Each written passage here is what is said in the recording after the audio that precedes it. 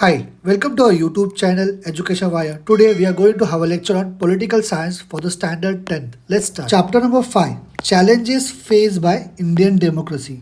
As we have said earlier, democracy एक continuous living process है. Okay, just हम लोग एडॉप्शन करने से of democracy does not bring democracy into practice. Okay, उसके लिए हमको अलर्ट एंड कॉन्शियस एफर्ट लेने होंगे are required to sustain democracy for a longer time. Okay, उसके साथ ही it is necessary to understand trade, मतलब जो भी कुछ ट्रेड है डेमोक्रेसी को वो हम लोग ने अंडरस्टैंड करना ज़रूरी है in a required time. Okay, और उसको डील करना चाहिए in a democratic manner. Okay, in this chapter, we will primarily focus on challenges before democracy in India. But before that, let us look at the challenges before democracy at a global level. हम लोग उसके पहले क्या करेंगे, global level पे democracy के सामने क्या चैलेंजेस है वो हम लोग देखेंगे. ओके, मगर रियलिटी में only few nations in the world have democracy जो कि प्रोटेक्ट करती है rights and freedom of people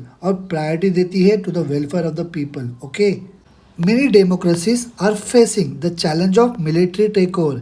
जो डेमोक्रेटिक वैल्यू है उसका स्प्रेड होना चाहिए एट ग्लोबल लेवल, और जो एडॉप्शन है of to democracy by all nation है एक मेजर चैलेंज है at global level. Okay, democratic values are found to be very weak, okay, even in those nations where democracy appears to be deep rooted.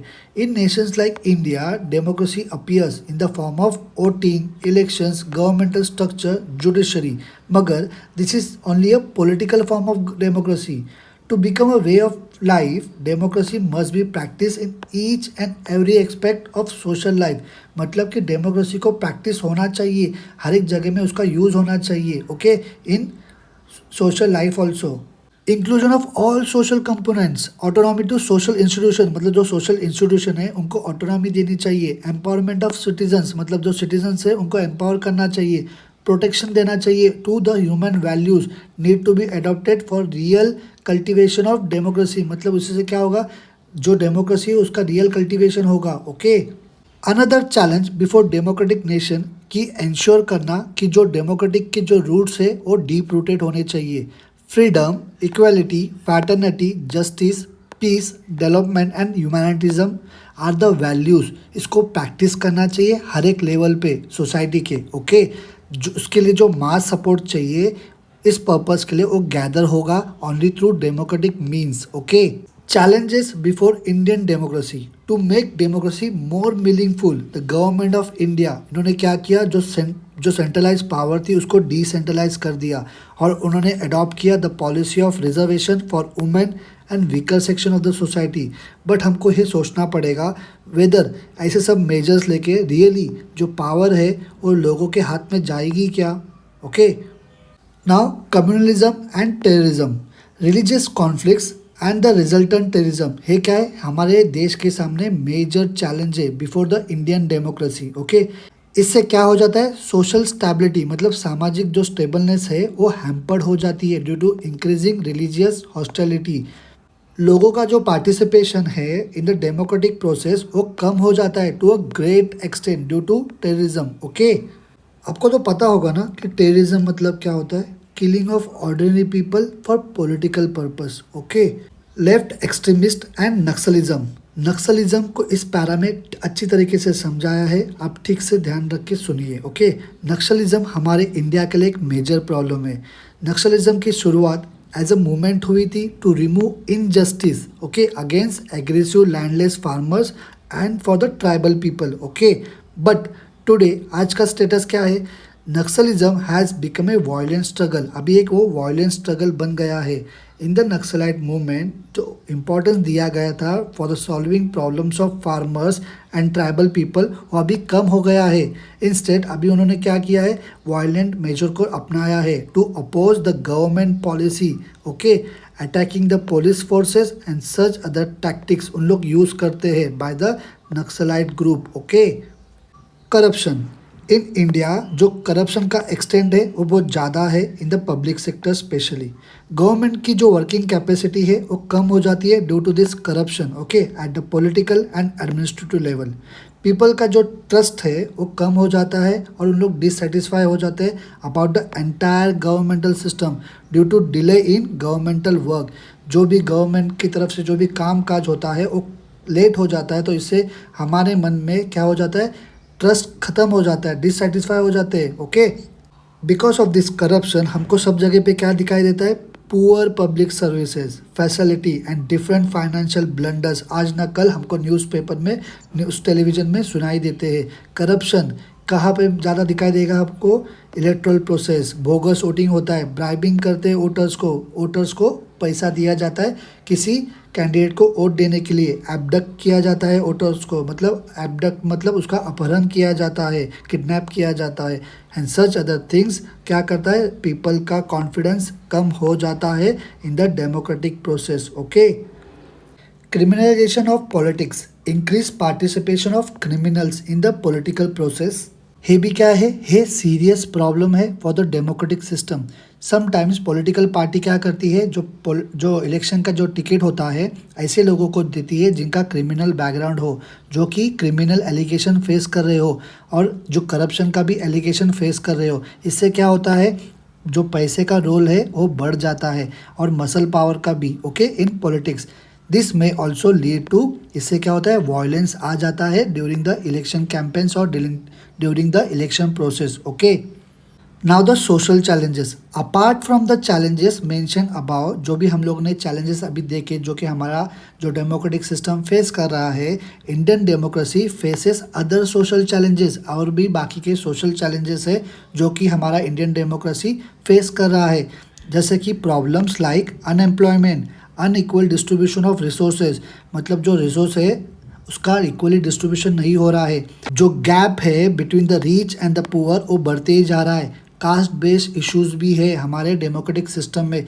इन सारे issues को क्या करने पड़ेगा, it need to be resolved. Okay, what step should be taken to make Indian democracy successful. हमारे भारत के democracy को successful बनाने के लिए क्या स्टेप्स लेना जरूरी है उसको हम लोग देखेंगे। ओके, मेजॉरिटी ओपिनियन, मतलब क्या, जो ज़्यादा मेजॉरिटी में है उनके ओपिनियन को सुना जाता है, वो एक इम्पॉर्टेंस होता है डेमोक्रेटिक सिस्टम ऑफ गवर्नमेंट में। ओके, इन अ डेमोक्रेसी जो पॉलिटिकल पार्टी को मेजॉरिटी मिलता है, उन लोग पावर में आ जाते हैं। ओके, पार्लियामेंट क्या करता है, डिसीजन लेता है बाय मेजॉरिटी, मतलब मेजॉरिटी का कितना इंपॉर्टेंस है देखिए।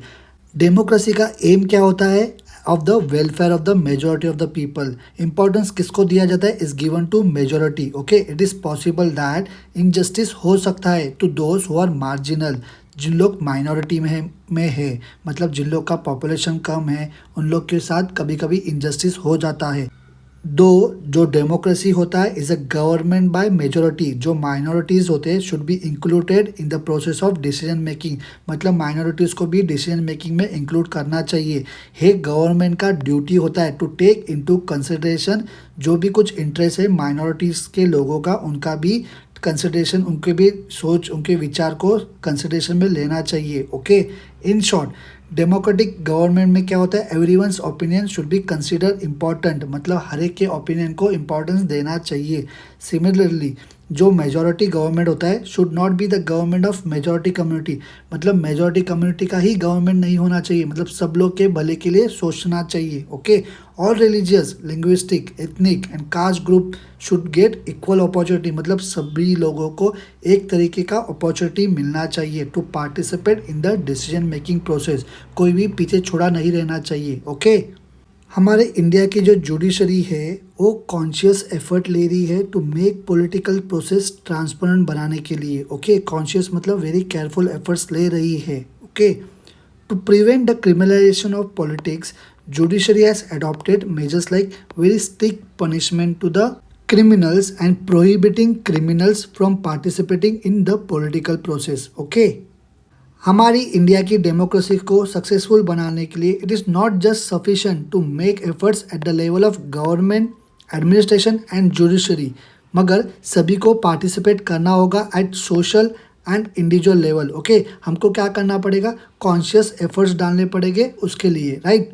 सर्व शिक्षा अभियान, स्वच्छ भारत अभियान, ग्राम समृद्धि योजना, self help groups, Mahatma Gandhi ji National Rural Employment Guarantee Scheme and such other projects are undertaken at the level of government and administration.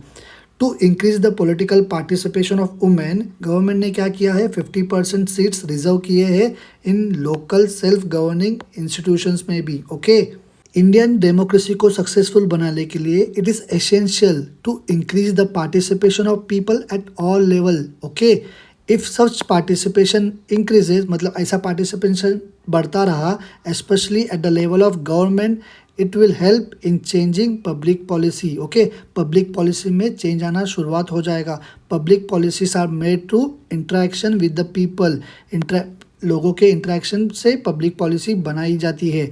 Interaction with those who are not in power is also important for the success of democracy. मतलब जो लोग power में नहीं है मगर उनसे हम लोग इंटरेक्ट करके पब्लिक पॉलिसीज़ बनाई जाए तो क्या होगा, डेमोक्रेसी एक सक्सेस की ओर बढ़ते जाएगा. Okay, the values of equality, liberty, social justice, secularism should be respected and implemented. खाली है बोलने के लिए नहीं, इसको इम्प्लीमेंट भी करना चाहिए in our personal life also.